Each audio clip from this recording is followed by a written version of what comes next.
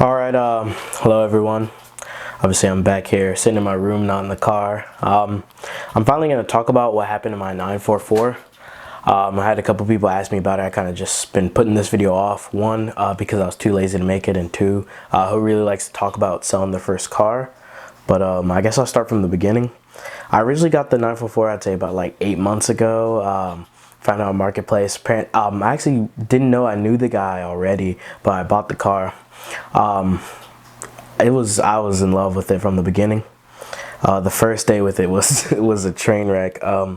I'd obviously driven I'd driven manual on like a Assetto Corsa and whatnot before, but that first gear feeling is something you don't really get used to. I stalled the car about 10-12 times going down I-85 during rush hour, so people weren't too happy with me then.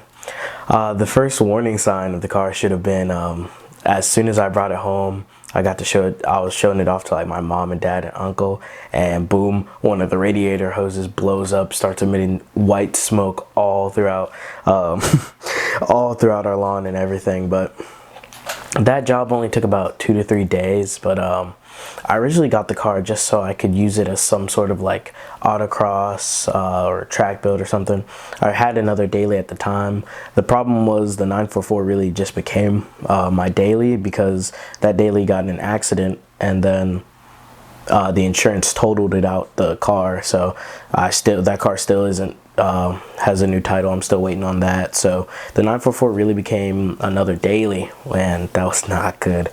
I had known that the starter was going a little bad, but I kept driving it to school, kept driving it until one day starter gives out in a Chick-fil-A parking lot. Shout out to my friends Ben and Javi, and some random MILF at Chick-fil-A. They helped me push the car down the hill. I got it push started. Either way, I got it home. The first major problem was actually my own fault. I got a new starter, but I'd wired it incorrectly, so I actually blew up the first starter because I wired it wrong. And I got another starter, and it ran and drove, but what I didn't realize is I had crossed some wire, so it still wasn't giving any signs, but there was no voltage going to the battery. So I broke down off the side of the highway. That was all my fault. Other than that, the car was just a great time, even though it had no AC, no power steering, no traction control or any assist like that. I had a blast driving it. But eventually it just kept on giving me random little problems over and over. Oil leak here, wires going bad here, and just stuff I couldn't really, at my level, really fix. And then there's also it didn't have an OBD2 port. It was really hard to diagnose anything. None of the check engines really worked, or any of the warnings. So if something was wrong, it just couldn't let me know. And then I'd say about 2-3 months ago, it started to develop this stutter. And then whenever I'd get on the gas, it just wouldn't go past 4,000, or it would go all the way. The car just wouldn't keep idle. It wouldn't be able to keep its own idle.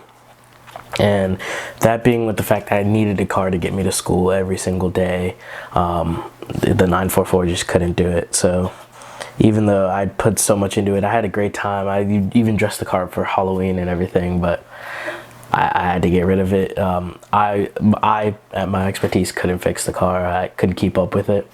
I wanted something I could actually drive, and the 944 was not it. So I was actually able to sell it back to the owner I got it from, though it's in many different colors than he gave it to me.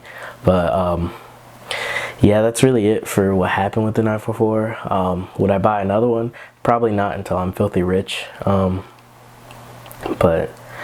yeah, other than that, it's gone. It was great. I was able to, limp it into one final send-off, and other than that, it's gone.